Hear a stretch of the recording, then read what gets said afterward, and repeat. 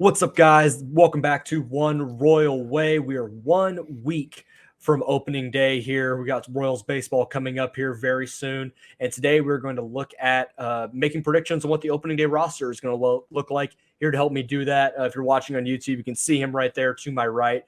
Jordan Foote, he is the editor-in-chief over at Inside the Royals. Does some stuff with the Chiefs as well. But hey, man, it's baseball season. You ready to go? Yeah, I'm more than ready to go, man. We talked all throughout the lockout about, man, when is this going to come back? When is it going to happen? What's going to happen? All that stuff. Glad that we're officially rolling and it's actually going to happen. They're going to get 162 in. It's something that I definitely took for granted.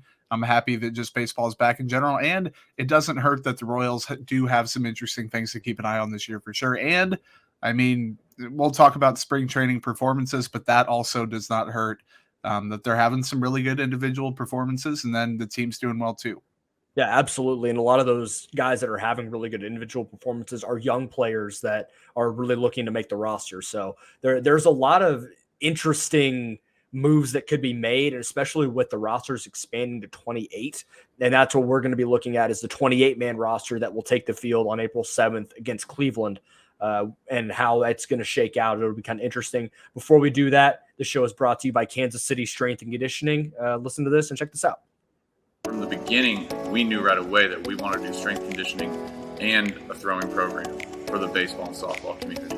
It wasn't something we were trying to back into or all of a sudden learn. We knew we were really good at coaching these skills from the get-go, and the fact that we're in the same business and the employees are all on the same page, we can write a program based off of what a kid needs, not just getting him stronger or faster from a general sense. It's what does this kid need? On the pitching end, we can say, hey, this kid needs such and such. He needs to do this or that better. A lot of times it turns out it's not something that needs to be fixed in the baseball cage or on the throwing mound. It actually needs to be fixed in the weight room.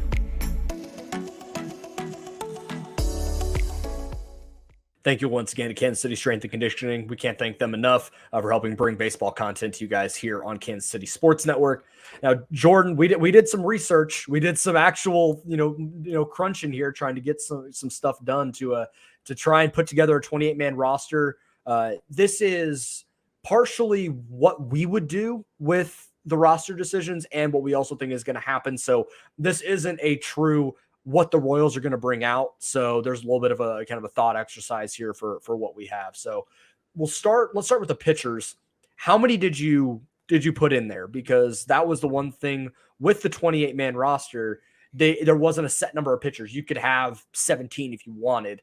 That was the one roster exception. When it goes down to 26, it will be 13 and 13 again, like it has been for the last couple of years. How did you go about doing that? Yeah, so I did mine based on what I think they're going to do. So I'm going to be kind of on the fly agreeing or disagreeing with you on what you would do. I think that a lot of our thoughts are going to be the same there. I have a 6-man rotation. So I guess I kind of, well. Yeah, so 6-man rotation, then 9 relief pitchers. So I have 15 total and then 13 position players and DH, all that good stuff. So 13 hitters and then 15 pitchers. That's what I did as well. I had 15 pitchers, 13 position players, 6-man rotation, 9 relievers. I think once we get into the season, it'll probably more organically turn into a 5-man rotation. But I don't think this is going to be something that's exclusive to the Royals. The Angels already do a 6-man rotation because of their stuff, the way they deploy Ohtani. But a lot of teams are going to do 6-man early to give their guys more rest and help them continue to kind of lengthen out as the season goes because of the condensed spring. Not everybody's been getting 5-6 innings able to get into the bullpen. Like Chris Bubic today threw, I think, got into the 4th, and then they brought in Barlow to finish out the 4th, and Bubic immediately went to the bullpen to keep throwing. So that's been the story of the spring. There's only so many innings. There's only so many games. So it's going to be interesting early on. What does your 6-man rotation look like? Yeah, so just quickly with the concept of it, I think it just makes sense, especially for the Royals. I mean, not only everyone likes Zach Greinke and everyone thinks he's going to be possibly their best pitcher, 38 years old. Like, it wouldn't hurt to take a little bit of a load off of him. The Royals have a surplus of arms, get more exposure for that 6th guy, or filter in throughout the year. And also Carlos Hernandez wore down at the end of last year. Daniel Lynch looked like he wore down at the end of last year. Like, it isn't going to hurt to ease these guys back in, get them that 6-man spot. They have enough. They have more than enough people. They could do an 8 to 10-man rotation if they really wanted to. Right. But obviously at the top, Zach Greinke. The Royals have him at the top. I think everyone would have him at the top. Followed by Brad Keller, Daniel Lynch, Brady Singer, Carlos Hernandez. And then I don't exactly know what. I think Bubic has probably earned a spot, but A, it's a numbers game, and B, he's going to do well no matter where he pitches, I think. But I do have him as that 6th guy. Okay, so this was kind of half and half, like I said, of what I would do versus what I think is actually going to happen. And I think there's a little bit of validity to both here. So obviously Greinke's at the top. He's the opening day starter. Then Brad Keller, Brady Singer, Chris Bubic, Jackson Kowar, and then I'm throwing Angel Zerpa in there in that 6th spot. Oh, wow. I think he has proven himself to be one of the best young pitchers in this organization, kind of out of nowhere.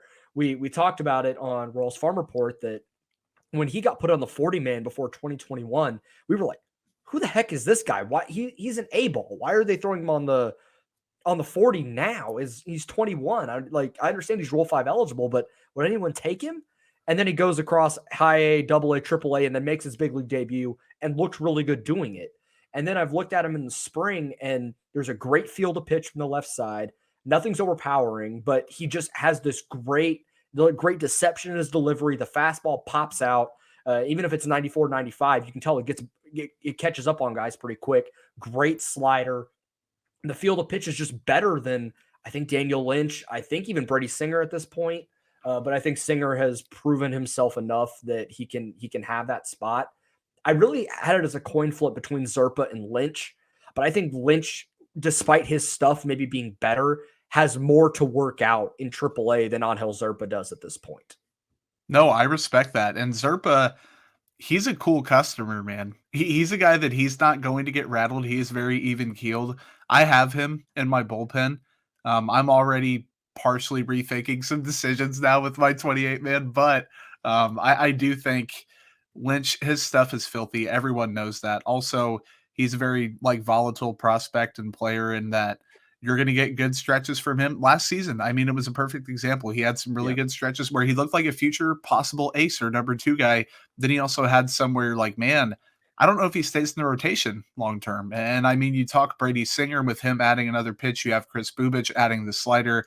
It's going to be interesting. I notice thoughts, Carlos Hernandez, he's just a bullpen piece, or do you think he'll filter in and out? What are your thoughts on that? I think he'll filter in and out. I have him in my bullpen, but for me, the biggest thing with Carlos Hernandez for me is for a dude that throws 98 with a plus breaking ball, a really good changeup, the stuff is all there. He just doesn't strike anybody out.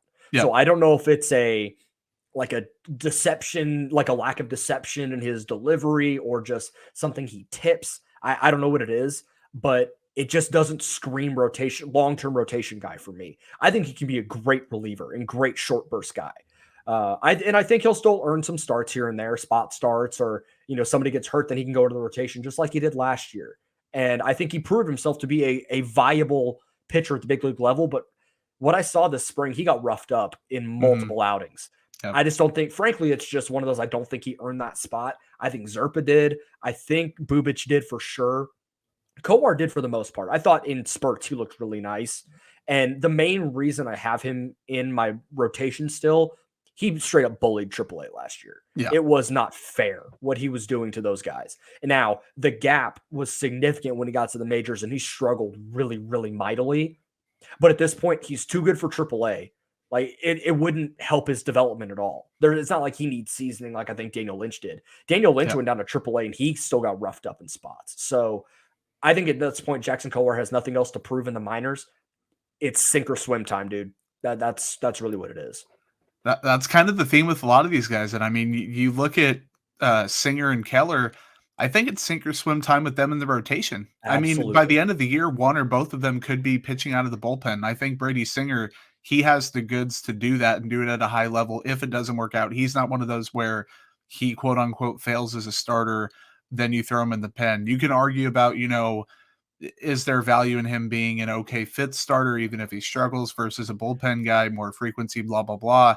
Brad Keller, it's been the talk about him for years, even when he was balling in the starting rotation. It's like, this guy's peripherals aren't good. He pitches to contact a lot. He's a guy that's going to eventually have it catch up to him.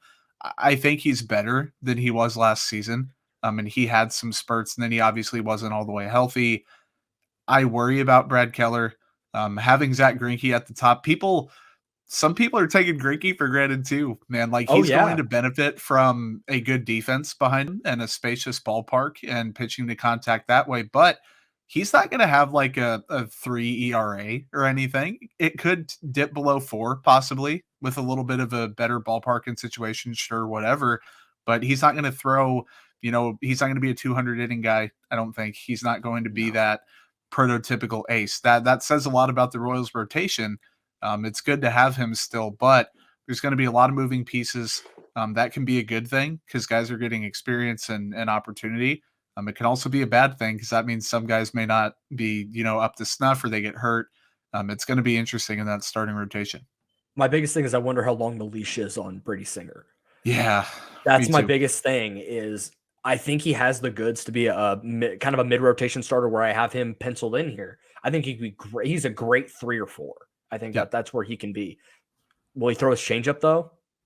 They talk about it a lot, and they talked about wanting him to throw more. I haven't seen it. I watched him pitch today. I didn't see him throw it a lot. Yeah. I feel like it's one of those, like, it sounds great in theory, and then when the going gets tough, he just goes back to the sinker slider. There has to be a commitment to that third pitch, and if there's not, then you have to go to the bullpen. And that's the thing with Bubic. Like, I haven't talked to Chris Bubic personally. He seems like a guy. He mentioned the end of last season, I want to add something to my arsenal. And now he's not throwing a ton of his sliders, but he's actively trying it out and like saying, I really want this to work. I'm not saying Brady Singer is not that guy. Maybe he's just quiet about it and is going to try it out in game. A, I haven't seen a ton of it. B, I think Bubic is a guy that's going to keep trying and keep working and keep working until stuff. He's not afraid to fail, and I don't think Singer is necessarily, but I also think Singer is more confident in the rest of his arsenal to where he's like, I can get by on this. And you just can't. You can't long-term as a starter. It's not going to work. You can get by when you're, the guy that they don't have the report on yet or whatever, but eventually that's going to come back to get you. I like Brady Singer. I think he has the mentality to be a really good player for a long time. And maybe that is out of the bullpen, but either way, this is sink or swim time. And we're probably going to use that phrase like 50 times. The over-under set at 49.5 the rest of the podcast. Probably over. Yeah. Okay, let's go to the bullpen. What do you got? This really, obviously Scott Barlow, Josh Stalmont, Jake Brents, Dylan Coleman, Amir Garrett. I have Jackson Coar in my bullpen. I have Zerpa in the bullpen. Taylor Clark, I think he's had some good innings this spring. I think that there's something there for the Royals possibly. Then you have like a bunch of possibilities. Even Vizcaino, who has been absolutely not good, I could see the Royals eventually giving him a shot. Brad Peacock, Gabe Spire, Domingo Tapia, Ronald Bolaños, who got optioned. I went with Joel Pyops for my last spot, I think. I don't know, man. That's a tough one. It's really tough. So I have them carrying 3 lefties. I have them going Brents, Amir Garrett, and Gabe Spire. Okay. I think Spire has shown a lot of progress. I looked at him as like a good quad A guy for like a guy that he's going to be good in AAA and be viable. And then when you need to come up to the big leagues in a pinch, he can be serviceable and like good. I'm cool with that. His fastball looked like he was popping a little more. I think he was around 96, 97 the other day, which I've never seen him at. Mm-hmm. So that's encouraging that he can be a guy in a pinch that you can throw in and go. I have Taylor Clark, Josh Stalmont, Carlos Hernandez. I have Domingo Tapia, Scott Barlow, Dylan Coleman. Okay. It's tough. I mean, you're kind of splitting hairs. I think like Pine. Even Colin Snyder. He's a guy that Jonathan Heasley could factor into some picture at some point. I mean, absolutely. It's a tough one. Colin Snyder, he's the guy that's super intriguing because he was like the slider is ridiculous that he throws into the upper 90s. he was really good in Double A, and he was awful in Triple A when he got up there last year. So I think he's still got some stuff to prove there. I think Heasley, I feel like they still want to have him start. Yeah, I think the stuff is there for him to start. I don't think it's there long term, and I love Heasley. He's my guy. I'm friends with him. I wish the world of him, and I think the world of him. But I think he's a reliever, and so maybe they want to see kind of what he can do back, kind of going back and forth. And I think there's still some stuff to work out there for him in Omaha. I gave Domingo Tapia the nod over Vizcaino purely, and my only thing is I didn't want to think too hard about making 40-man roster decisions, but Tapia is already on the 40. Vizcaino is not. He was just a minor league contract. So, and Vizcaino also is coming off of TJ and I think a shoulder injury back to back. Pitched in AAA with the Mets last year. So I think there's still some of the working back from injury that he has to go through. When he's on, it's electric and it's really good and it can very easily help this bullpen come maybe May or June, whenever he really gets his feet underneath him.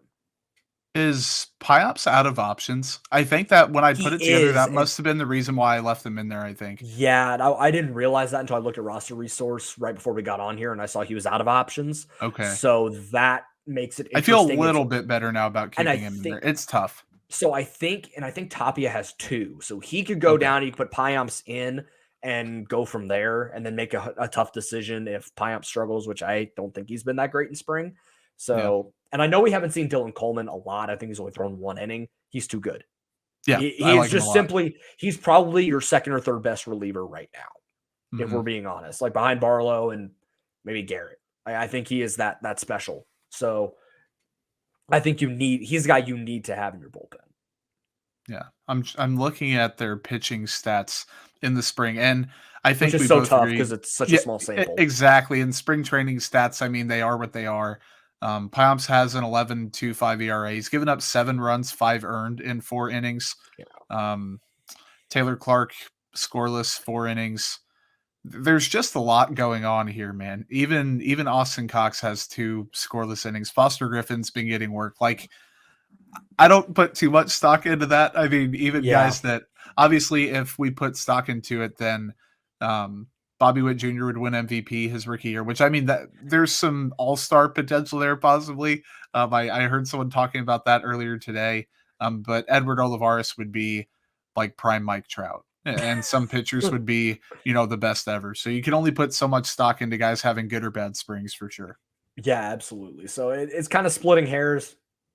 I imagine they're probably gonna have Pyops in there early, or the stuff is just not good. Like the results do kind of speak for themselves at a certain point, and I know it's 4 2/3, but it's a bad 4 2/3, and even in April, like you can't afford to have those types of outings out of the bullpen, especially with how much we know Mike Matheny is going to use the bullpen, because bullpen management has always been a knock on him. We'll see. Yeah. All right, let's move on to the position players. Obviously, we have 13 position players. In the outfield, I feel like it's pretty cut and dry. Andrew Benintendi, Michael A. Taylor, Whit Merrifield, Kyle Isbell, Edward Olivares. Any objections? No, I that's what I have too. I just do wonder. It's a lot of bodies out there, and not even really a lot of bodies. The number isn't crazy, but having 2 guys who are enjoying good springs, but also younger and possibly higher upside than some of the guys out there. And if Michael A. Taylor was an average defender, the Royals would just stash him on the bench and it'd be a much easier decision, but he's so darn good on defense. He's worth putting out there if possible. Absolutely. And Benintendi's in a contract year. He's not going to give up innings to anyone. Merrifield, I wasn't initially a huge fan of Whit Merrifield being in right field. I still don't love it.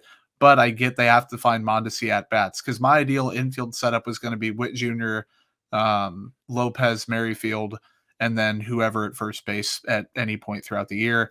Mondesi, utility / outfield. And then you fight with Dozier for reps, you fight with Isbell, you fight with Olivares. Obviously, Mondesi's going to need time off. He's not going to be that 110, 120, 130 game player. I think it'd be a minor miracle if he gets to 100 in general. Yeah. But it's just a lot of guys that should be playing that probably won't. And by a lot, I mean 2. Edward Olivares is interesting. I'm not a huge fan of his potential. He's 26, like he's starting to run out of time, to use that word. Yeah. Granted, Hunter Dozier is still highly touted at age 30 to bounce back or whatever, but he also did have one good year. I think Kyle Isbell's got the goods, dude. Oh, yeah, I really do. I think absolutely. he can be, if they let Benintendi walk, and this is not an insult to Benintendi, I think he's a good player. I think Kyle Isbell could take that spot and there wouldn't be much of a drop off.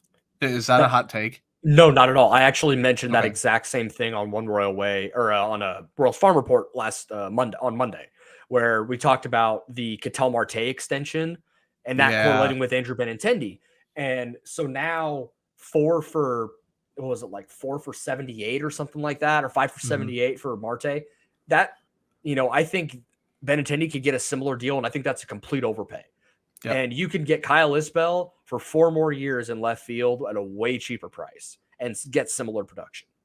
And I do think a lot of the kind of the logjam in the outfield is going to get cleared up when Mondesi inevitably goes on the IL. When I forget. Like 20 games in, probably. Like, I hate that because I think Mondesi is a supreme talent. And when he is healthy, he's awesome. But it's going to happen. And at that point, you just move Whitt down to second, you move Nicky over to short, and you throw Isbell out there in left field, and Olivares is your 4th outfielder. Happy days. This isn't an original thought, but I wish I could remember who I first heard it from. Those log jams kind of usually have a way of sorting themselves out for the most part, and it's unfortunate. But I mean, guys are going to underperform, guys are going to get hurt, but at a certain point, Hunter Dozier, the infield logjam and the DH logjam, the first base logjam, kind of has an effect on the outfield too. Because I mean, even Dozier, who is going to spend time at DH, maybe log a couple innings at first base, possibly spend some time in right field, possibly. He's a negative defender in general. The bat is also suspect, but then he's blocking guys that could be getting reps. I mean, it's a good problem to have, I suppose. But then you get the whole, we're paying this guy this much. If you're the Royals, like, well, we're giving him $6 million or whatever it is.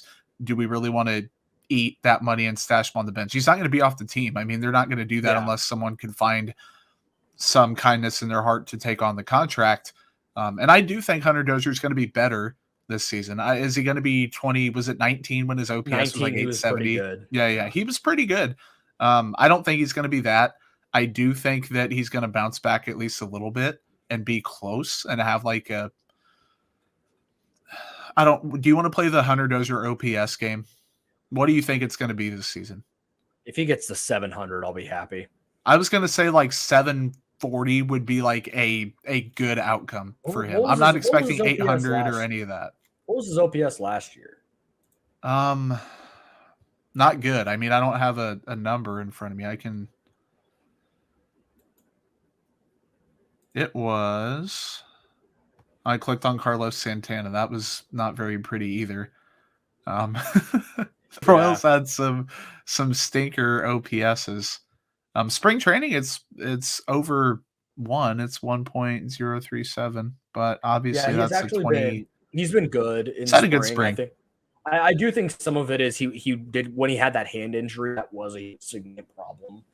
I agree. Like in the back half of the year, he was pretty good.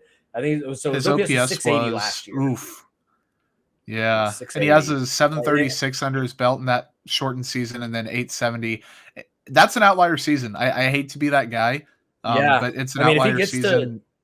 If he gets back to 720, 730, it'd be fine. That's fine. Yep. And for a guy that's going to get 450 plate appearances, 500 maybe. I don't think he's going to be an everyday guy, especially by June. But early on, if he's good, hey, it's a plus for the lineup. And I also think some of the logjam is probably going to work itself out too when Edward Olivares is inevitably shipped up I-29 for reasons. Yeah, what those reasons are, I don't know, but he'll inevitably get sent back down, and we'll move on. But he's probably good with directions at least. Yeah, he knows his way on that road. So what is going to be interesting, I don't know how much center field Kyle Isbell is going to play. But I do wonder if at some point Michael A. Taylor is such a net negative at the plate that Kyle Isbell, they just start playing him in center field just to see what happens. And that could be an interesting storyline to follow. I don't think that's going to happen, but it's certainly going to be interesting. Yeah, I was going to say, if it's between him and Olivares, you have an easy decision to make. I mean, I'm not trying to say Olivares is going to be a train wreck in center field, but he's going to be pretty close. He's like pretty rough. He's already bad rough in and the right. corners. He's already bad in the corners. Kyle Isbell is probably a Gold Glove corner outfielder. Yeah, and then I think he's passable in center field. I don't have the huge sample size up there, but I think he would be passable, and I think at the plate, it wouldn't even be close. I mean, between him and Michael A. Taylor. The Royals could get Michael A. Taylor to get lucky for a month. He'd still be a net negative at the plate. I mean, by at least some degree. So that's the thing. Now, the thing is, like, if Michael A. Taylor is at like an 80 weighted runs created plus, something like that, like 20% below league average, and he's still the best center fielder in baseball, you live with it. But if he's like, it's like 60 at a certain point, you just need to put Kyle Isbell in the lineup and see what happens. I think it also, you can only support so many bad bats. Like, I'm not saying this is going to happen, but what if Nicky Lopez regresses crazily? I don't think it's going to happen, but I think at least a little bit it will. He'll still be more than okay. Dozier, what if he's not playing well? Santana, like, there is a easy scenario to see where the Royals have 4 bats in their lineup that aren't up to snuff. Now, I don't think that's necessarily going to be the case. I think that number will be lower than 4, but it's possible. And then if Salvador Perez isn't 2021 Salvador Perez and Bobby Whitt Jr. is good instead of great, and Whit Merrifield continues to decline a little bit, Benintendi's not up to snuff. I mean, it's a very, very iffy. The only player in the lineup that I am 100% certain is going to have a good year at the plate, probably Perez. I don't know. I'm mostly certain about Benintendi. I think Merrifield can be average at the plate without considering base running, all that good stuff. I think Lopez can be average. Now, I think Perez will be very good. I think Lopez will be good. I think Benintendi will be good. I think Merrifield will be decent. So, I mean, there's avenues to it, but it can go either way really quick. Yeah, there's a lot of scenarios where that could happen. I think Nicky's going to be fine. He's always going to be a dude that's going to outplay his projections. Yep. Just because for the field to hit, the field to just, the barrel control, he's always going to be a light hitting guy. Like, I don't think he'll ever hit 5 home runs in a season. No. Unless they bring back the super happy fun juice ball, I don't think that's ever going to happen. The fact that he hit 300 and he was a 4-win player almost with 2 home runs in a era of baseball where home runs are king. I mean, I hate the term throwback player, but he is to a certain degree. Yeah. I'm a punch and Judy hitter that he's going to hit his power in doubles and he's going to play a great shortstop. I mean, it works. It's a really valuable player. He is. He's turned himself into a really nice player because I was out on him after 2020. Because I don't think he was that great in 19. I was like, no, they don't need to be playing this dude. And then about June of last year, I came around like, okay, this dude's a really good player, and he makes it work. So, dude, I looked like a complete and utter fool until June of last year because I was all in. I was like, this Nicky Lopez dude's going to turn it around. And then after 20, I was like, oof. Then the first couple months of 21, I was like, guys, I'm sorry. I'm probably wrong. I'm going to give him like a few more weeks. And then he started to pick up, and I was like, dude, he's gonna bottom out. He's going to bottom out. Kept getting better from there. So like I'm naturally protecting my Nicky Lopez optimism by thinking he'll regress to the mean a little bit, but he's the guy that his play style is conducive to outperforming stuff. Like you said, he knows who he is now. He's not trying to bulk up and hit home runs. He is fully embracing I don't want to use the term slappy because that has a negative connotation. But he's just he's a contact hitter and a pure just baseball mind at the plate, and he's going to do what's best for him and not anyone else. And that's a good thing because if he's trying to be Salvador Perez or he's trying to be Mondesi or he's trying to be someone else, it's not going to work. So if he's Nicky Lopez, he's going to be fine. Yeah. So speaking of the infield, we were kind of hitting on it a little bit, but Carlos Santana, Nicky Lopez, Adalberto Mondesi, Bobby Whitt Jr. Yes, Bobby Whitt Jr. will be on the field next week in Kansas City. If they decide to send him down for some reason, I will lose my mind because there's no reason to at this point. And then Rhino Hearn and Hunter Dozier. Dozier's your DH. I do at some point, and this is me just somewhat being greedy, but I do want to see Whitt and Monty flip flop.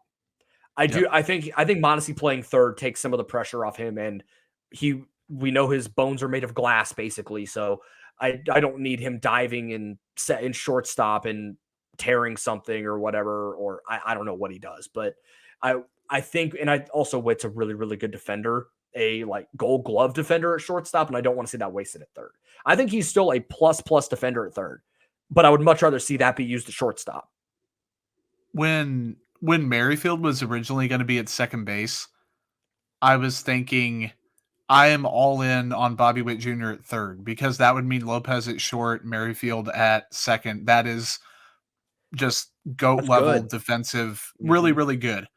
Now that Merrifield's in the outfield most of the time, or over half the time, whatever it's going to be, I'm more on board with him back at shortstop, him being Bobby Whitt Jr. The common denominator here, and I'm not trying to dump on Mondesi, I'm with you. He's extremely talented. He's not reliable. And why would you put him at a position where he has to dive and has to make crazy plays? Third base, he's going to be doing some of that, but I think it's less taxing on him. Yeah. I think it's going to be an easier position to play. And I also wanted to see what he'd look like in the outfield. But at this point, they're committing to it. And Whitt Jr. is going to be phenomenal at third base. He's just going to make it work. It's not going to be a huge transition for him. He's already handling it well. But I'm with you. I'd like to see him eventually, if Merrifield's going to be in the outfield and Lopez is going to be at second base, Whitt Jr. should be at shortstop at some point. Yeah, absolutely. So how long do you think Rhino Hearn sticks on this team? Realistically. On the team as in getting at bats, or just on the team in general as in like legally on the team? On the team in general. And he still has an option. I don't want to say the entire season. But this is a classic what would I do versus what would the Royals do scenario. Because if what I would do, he wouldn't be on the team right now. Just the sample size says he's not the 2018 burst onto the scene in 44 games, hit 12 home runs or whatever the crazy thing was. He's not that guy. He walked quite a bit earlier on compared to what he is now. His walk rate last year was like 5%. Like, he wasn't that guy whatsoever.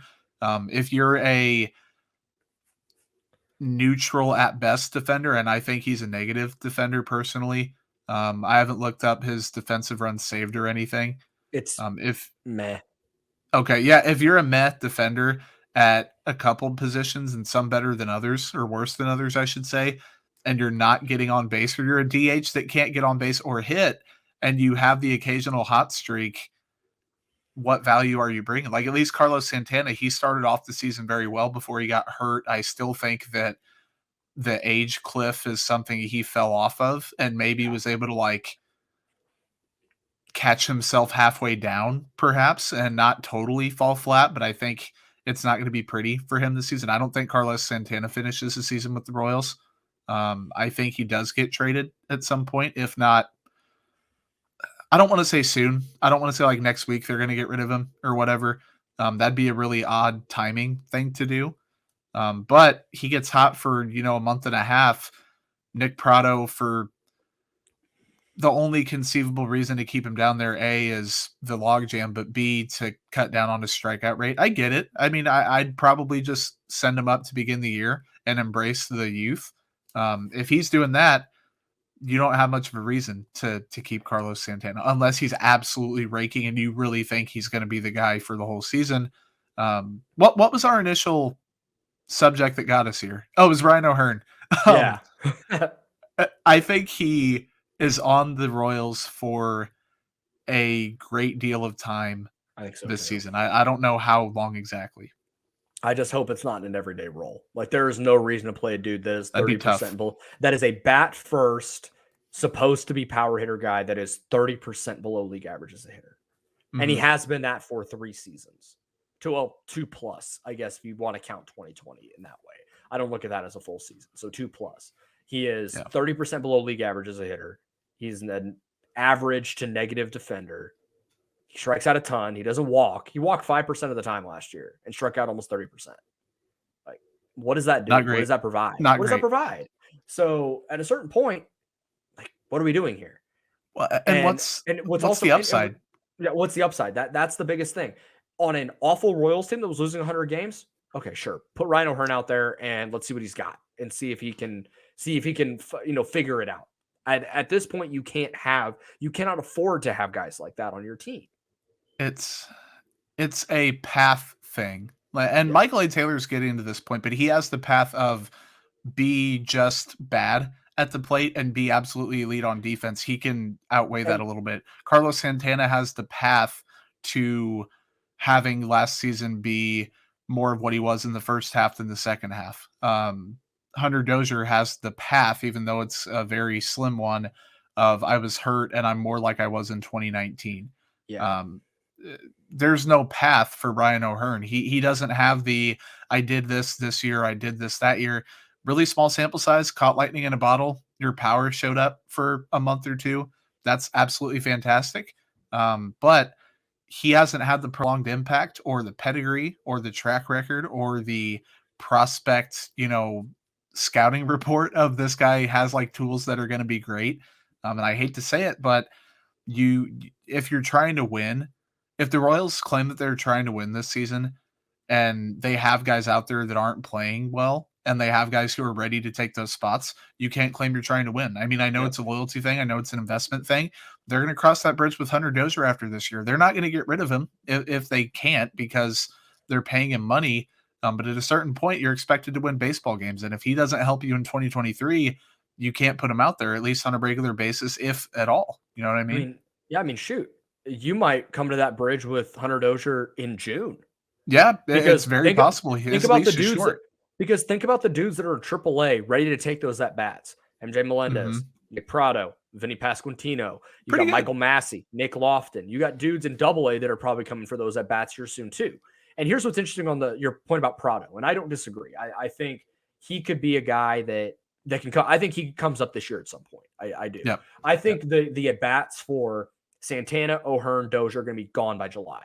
I don't see it at this point. If Santana completely turns it around because he's been really good this spring, and becomes what he was in like 18, 19 when he was still older but figured it out and got on base around a 380, 400 clip and not be the guy that he really was, kind of what he was in 2020 and 2021.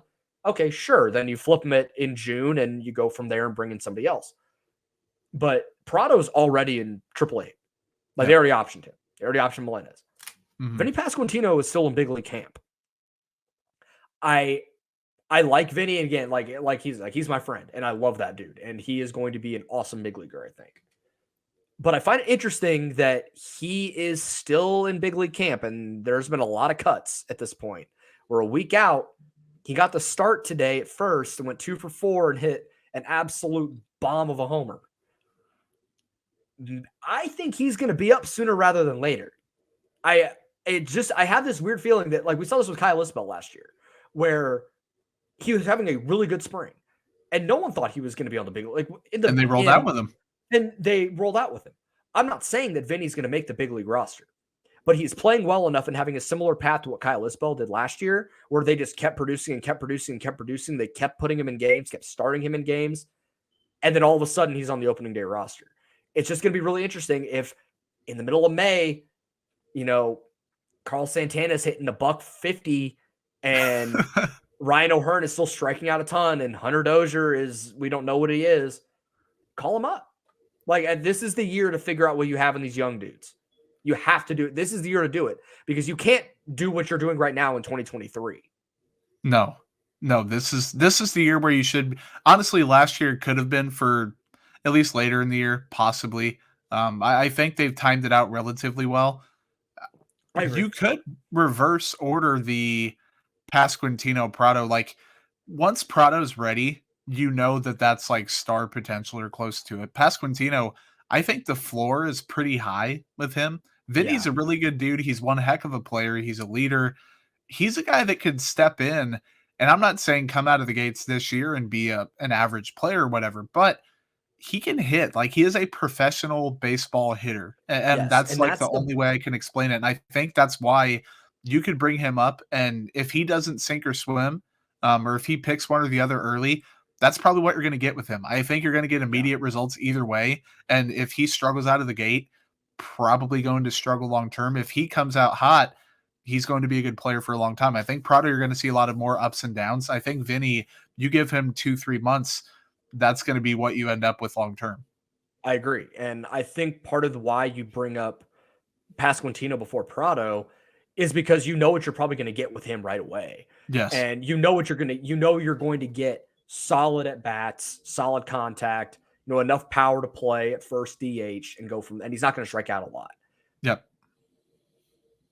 With Prado downs, the power potential is a lot higher, but he's also going to strike out a ton. And he already is striking out a lot to begin with. So if he cuts that down in AAA this year, kind of like what Melendez did, I mean, not even to Melendez's degree, because what Melendez did is remarkable, cutting a strikeout rate in half from what he did in 19 to 21. But if he can strike out at 21, 22%, cut it by 5-6% from what he did last year, sweet. Let's go. Bring him up and let's do it. And I mean, if Vinny goes down to AAA and he hits the way he did at the end of the year in Northwest Arkansas, and it still keeps that same, he's not going to walk a lot, but he's not going to strike out either. Then you have two guys you can bring in and are probably already better right now than what Carlos Santana and what Rhino Hearn would give you right now at first base.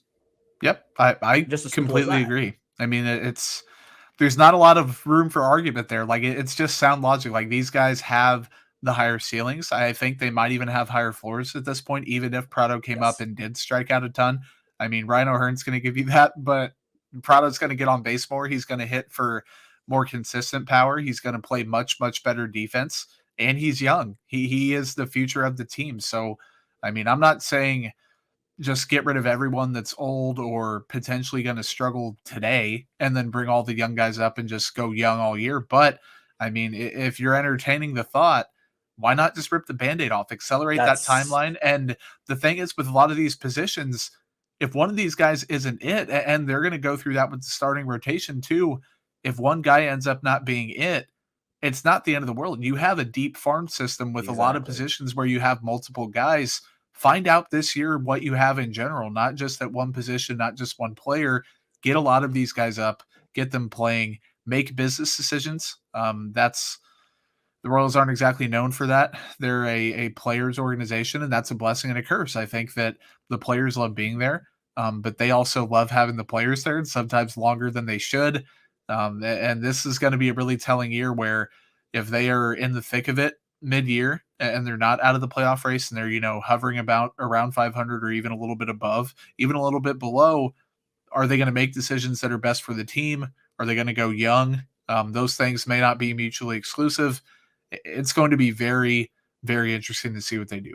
I would much rather them go young this year and make those business decisions now than try and make those business decisions next year. 100%. Where you haven't given Prado 150 at-bats in the big leagues and you're trying to hope that he can be that guy next year. You haven't given Melendez an opportunity.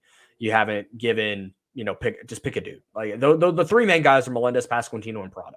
They should all come up by July, by the All-Star break. They should all be in the big leagues, getting consistent at-bats, because you have to know what you have in them, or at least get them ready. Yeah. Because you have to start winning in 2023. You can't go into 2023 with all those dudes with zero at-bats. And you gave Carl Santana, who was, a 80 weighted runs created plus hitter, which isn't good enough at first base.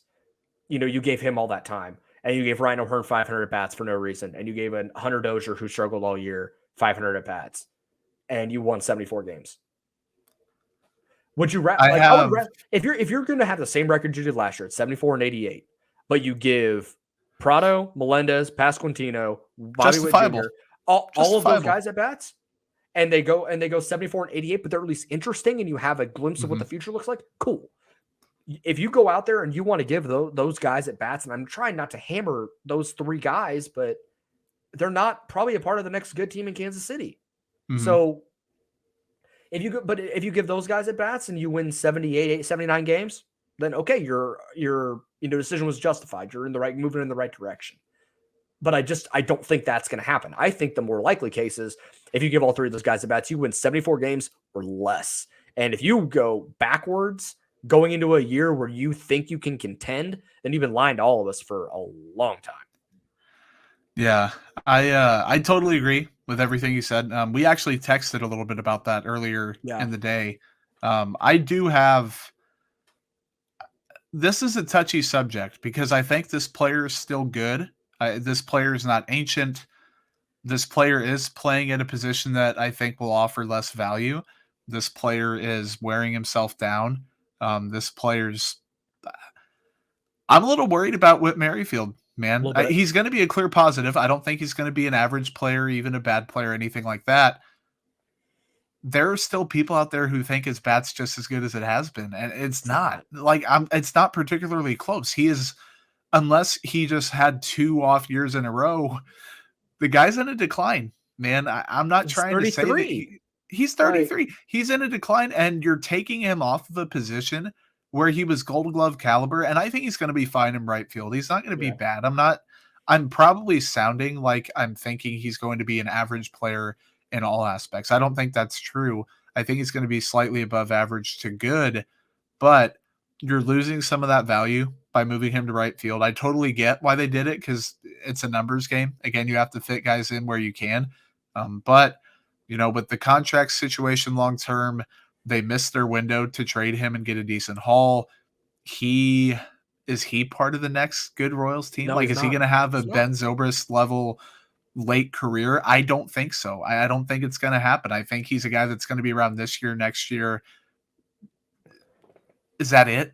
I mean, I don't know. I mean, to be completely fair, they missed their window to trade him like 3 years ago. It was a while back, man. It was a while back. Time ago. And I know there were talks about them trading him last year, but I don't think the league looks at him the same way the Royals do. Nope. Because I know the Royals wanted an overpay from Seattle. Mm-hmm. I can probably name the prospects that they wanted for Whit Merrifield. And now would I have minded if they had traded him last year? Absolutely not. Because not only do I think Whit Merrifield deserves to play playoff baseball, or at least playoff contending baseball, because he hasn't had the opportunity to do that because he's been on awful teams for his entire career. But at a certain point, you had to move off him. You didn't. So now you're stuck. And I'm not trying to make that a criticism of Whit. It's just he was an older guy when he got up. He made his big league debut at 26, 27. He's 33, going into his age 33 season now. That you're just you are what you are with him. And I think isn't he a free agent after this year because of the team option?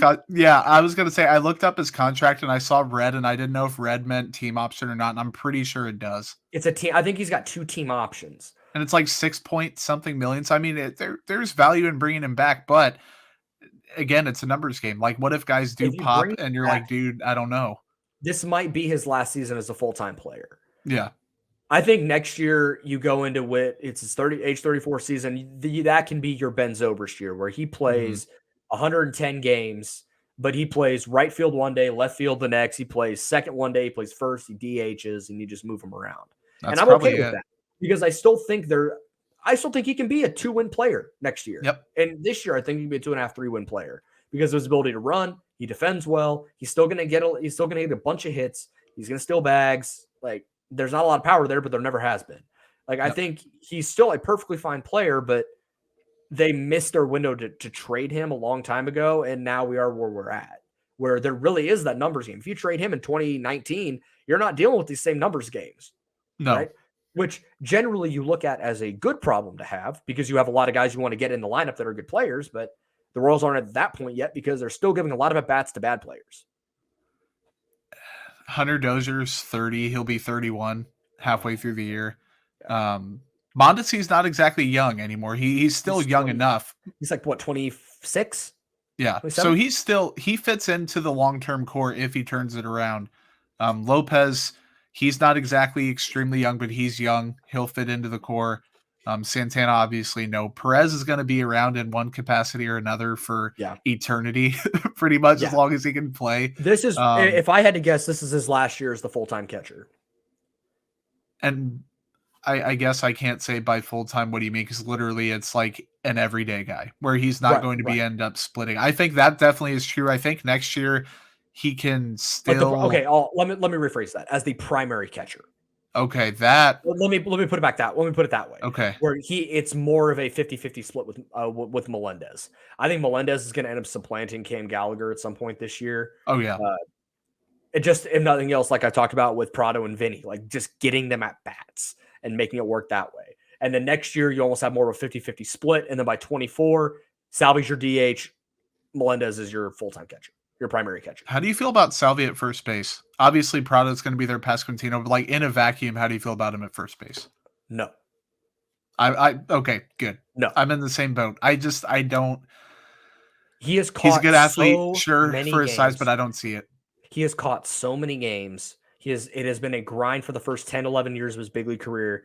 And I credit him for it because he's done something that not even like Yachty did, where he was catching 120, 130 games a year. He got like 135 games last year in his age 31 season. It's that insane. year off is a blessing in disguise for him. That is, he needed that. Yes, it is insane the way that his production, not only at the plate, but the fact that he's able to sustain his body for that long as a bigger dude as a catcher. He didn't have the second half fall off last year. Like I was waiting. I was like, this dude's gonna completely hit a cliff. He's wearing himself down. Nope. He was great all year. And I think I'm gonna come off as a pessimist. He's not gonna beat 2021 Salvador Perez this year. I'd be absolutely floored if he was even I think at a certain percent of that. I don't think he hits 48 home runs. So I think he can 35 or 40. Absolutely. I think 35. I think there was a legitimate change in his approach. Yes. And I think it was, and it's as simple as this. He doesn't walk. Mm-hmm. So he said, you know what? I'm going to swing as hard as I can and hit the ball as far as I can when I do swing and make contact. And I think that's a great approach. If you're not going to walk, hit as hard as you effing can. Yeah. And he did that. What's that meme? Baseball bat machine go Burr, and it's just Salvador Perez. Home runs go Burr. Yes. Yeah. Oh man, that was special. He was so good last season, man. And I don't think you can replicate that, but if he can still be really good. And I think when he moves over to DH by next year, it wouldn't shock me if he goes 35, 40 home runs a year until he's like 37, because his body will be able to recover more. He just has to worry about getting 4 at bats and running the bases, not catching the wear and tear on his knees. And don't have to worry about that anymore. That's going to be what's best for him when you look at I don't even think it's possible still at this point, but a Hall of Fame type path where the counting stats matter. If he gets to 300 plus home runs with a bunch of silver sluggers, a bunch of gold gloves, a World Series MVP, a World Series ring, now we're talking. It's interesting. Yeah. And I don't want to knock Cam Gallagher either. He's the backup, and he has done a very great job. Like the fact that he has been able to sustain this type of career is remarkable and should be commended, because he's been the backup for like 5 years now. And does well whenever he's able to come back there. So, a credit to him for doing it's one of the more thankless jobs in baseball. Yeah. And he does it well. Yeah. You can't really poke holes in Cam Gallagher's game. Like if you look at him as a starting catcher, sure, but he is good at his job, and his job is to be a backup catcher to Salvador Perez. And when Salvador Perez leaves the game, for a lot of catchers, everyone would sigh and be like, oh, this guy's coming in. Cam Gallagher doesn't give that effect. He just comes in, does his job, and waits for his next time. I think Melendez does supplant him by the end of the year. Yeah. I really want him to get consistent at bats, and I don't know where it's going to happen. It's literally, this numbers game sucks, and there's never going to be, you can't have Prado and Melendez every day by the end of the year. That's not going to happen unless like 3 guys got hurt. Melendez played in right field or something, or was DHing because Dozier was off the team and Santana was off the team and Pasquantino stayed down. I think there are ways to get him creative at bats, like a decent amount. I don't want to say Melendez spends all year down in AAA. He won't. I don't think it happens, but I think he tore up AAA. He's good. He's too good. You can't do it justifiably, even if you don't have a ton of at-bats. You have to find a way to get him in the lineup. I think if Cam wasn't as good as he was as a backup catcher, you probably can get Melendez in there as the backup this year and get his feet wet, get him adjusted, and have games where he's catching and Perez is DHing, or vice Mhm. versa, or he's DHing and Salvi's catching, or whatever. I think that's the way to do it. But I also think they are going to give him some time at third, significant time at third, Yeah. because they did it last year and he was fine. I think the couple of clips I saw, he looked serviceable, and that's another way to get him in the lineup. That is the nice thing about what the Royals have is you get the bats in the lineup and you figure it out from there. You just find a spot for them. And that's eventually what they're going to have to do. And so it would not shock me if we see a galaxy brain lineup of Salvi catching, you get Whitt, or you get a Melendez at third, Whitt Jr. at short, Nicky, Vinny's at first, Prado's in right, and Isbell's Isbell's in center. Like, you just make it work that way. I could see something with the Royals doing that and just making it work. That's what I call that galaxy brain, but I also don't think that's a crazy thing that can happen either. Prado played some right field last year. Yep. And he's athletic enough. I was going to say two things off of that. One, how do you feel about Prado in right field? I completely agree with that. And two, this probably wouldn't happen, but just something that occurred to me while we were chatting about finding Melendez at bats. Could you do like not even an opener, but like attach Perez at the hip to whoever the starter is, and when that starter is done, Perez is done too? I mean, that's a very unorthodox concept, but if Zach Greinke in 2023 even, or 2022, if he was back with the team, anyone in next year, this year, went 6 innings, that's a decent amount for Perez. Give him a few innings off, get Melendez out there, give him at least one at bat. It's a creative way that I just thought of now that I don't think teams have ever thought about experimenting with, and there's probably a reason for that. But that would also be a way to preserve Perez a little bit, also get Melendez at bats. But the Galaxy Brain thing, it's not even too crazy. I'm with you. No. I think it makes sense almost. And Prado, he would handle right field very well.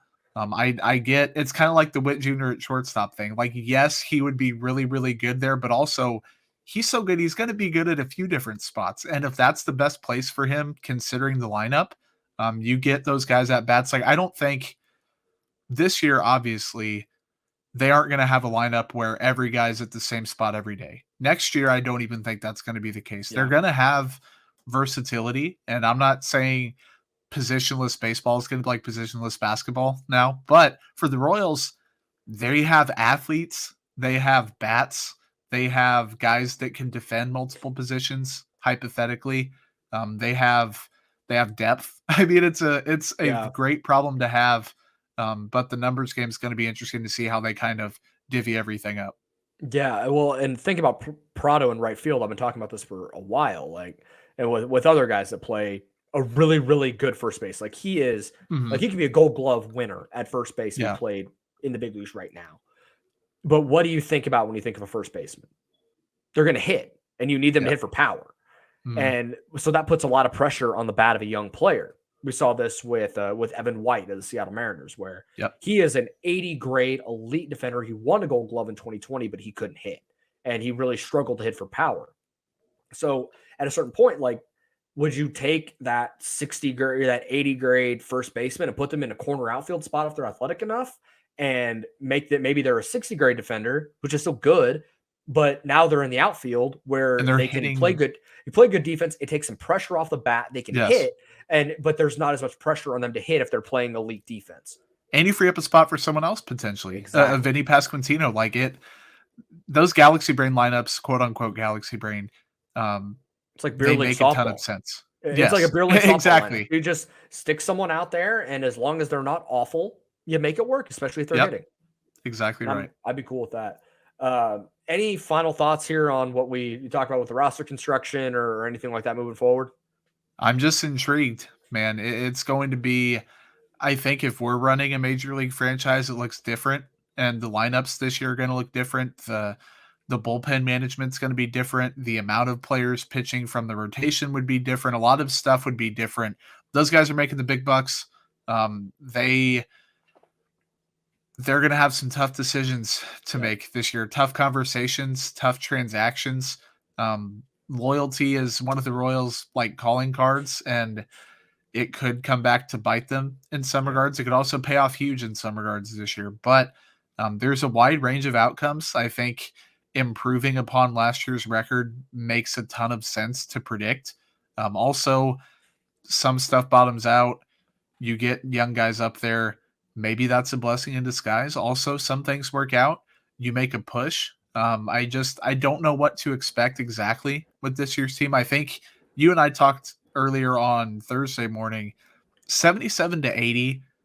That seems kind of like a sweet spot. Like 500 is attainable. I think 77 is just as attainable. If they went below 77, I'd be kind of shocked. If they went more than a game or two above 500, I'd also be very shocked. I think they're going to be a decently competitive, not great, up and down, old, young team. And that's a lot of kind of juxtapositions. If they can win 77 games and be interesting, cool. That works for me. And I think that is perfectly attainable. Starts next Thursday at the K. Zach Greinke is making his return to Kauffman Stadium on opening day. Bobby Whitt Jr. makes his big league debut the same day. It's going to be a sight to behold. I made the decision. I am going to the K. I will be there for opening day, and I cannot wait. I'm so excited. On the next episode, which will come out a little bit earlier, I'm going to try and shoot for a Wednesday episode next week, so with a little bit of a series preview, something along those lines.